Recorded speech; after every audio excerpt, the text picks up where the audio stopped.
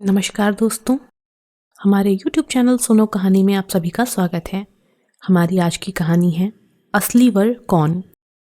कई बार बेताल को अपने साथ ले जाने की असफल कोशिश के बावजूद राजा विक्रमादित्य ने हार नहीं मानी।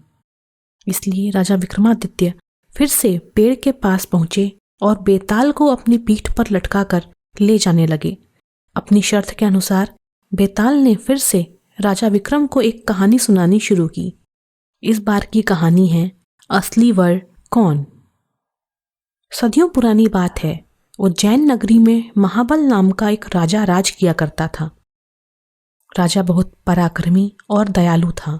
उसकी एक बेटी थी जिसका नाम था महादेवी। महादेवी बहुत सुंदर और सुशील लड़की थी।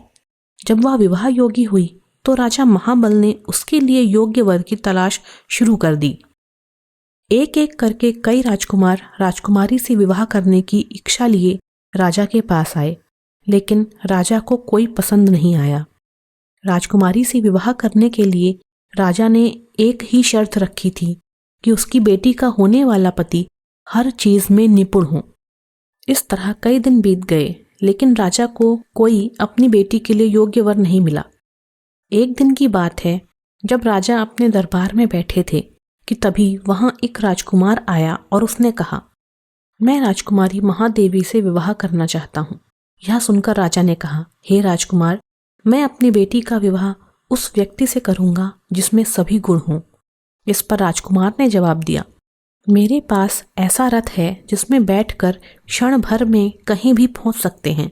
यह सुनकर राजा ने कहा, ठीक है, तुम कुछ दिन रुको, मैं राजकुमारी से पूछकर तुम्हें जवाब दूंगा।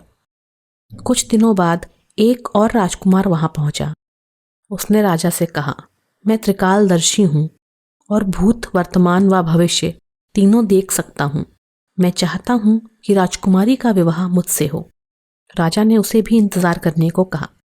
कुछ दिनों के बाद राजा महाबल के पास एक और राजकुमार उनकी बेटी का हाथ मांगने आया। राजा ने उससे पूछा कि तुम में ऐसा क्या गुण है जो मैं अपनी बेटी का विवाह तुम्हारे साथ करूं। राजकुमार ने कहा, राजन, मैं धनुर्विद्या में निपुण हूं। मेरे जैसा धनुर्धारी दूर दूर तक कोई नहीं है। राजा ने उससे कहा, बहुत खूब राजकुमार, आप कुछ दिन प्रतीक्षा करें, मैं अपनी बेटी से बात करके आपको जवाब दूंगा। अब राजा असमंजस में पड़ गया कि तीनों ही राजकुमार गुणवान हैं, लेकिन वह तीनों से तो राजकुमारी की शादी नहीं कर सकता। तो अब सवाल यह था कि राजकुमारी का विवाह किससे होना चाहिए। वहीं दूसरी ओर एक भयानक राक्षस राजकुमारी महादेवी पर नजर लगाए बैठा था और एक दिन मौका मिलते ही वह राजकुमारी को उठाकर ले गया। यह खबर जैसे ही महल में फैली तो राजा, रानी और तीनों राजकुमार एक जगह इकट्ठा हो गए। त्रिकालदर्शी राजकुमार ने बताया कि वह राक्षस राजकुमारी को विंध्याचल पर्वत पर ले गया है। इस पर पहले राजकुमार ने कहा, मैं अपना रथ लेकर आता हूँ, हम सब उस पर बैठकर विंध्याचल चल सकते हैं। तीसरे राजकुमार ने अपना तीर कमान निकाला और कहा, मैं उस राक्षस को मार गिराऊंगा। इसको बाद तीनों राजकुमार रथ पर बैठकर विंध्याचल पर्वत की ओर चल पड़े। उन्हें जैसे ही वह राक्षस दिखा तो धनुर्धारी राजकुमार ने कुशलता से उसका वध कर दिया और वो राजकुमारी को बचाकर फिर से महल ले आए।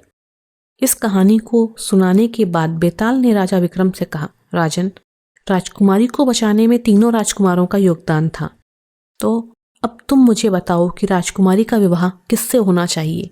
राजन, मैंने सुना है कि तू हमेशा न्याय करता है।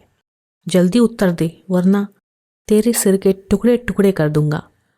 इस पर राजा विक्रमादित्य ने उत्तर दिया कि राजकुमारी का विवाह धनुर्धारी राजकुमार से होना चाहिए, क्योंकि उसने राक्षस से लड़ाई करके राजकुमारी को बचाया है और बाकी दोनों राजकुमारों ने केवल उसकी मदद की है।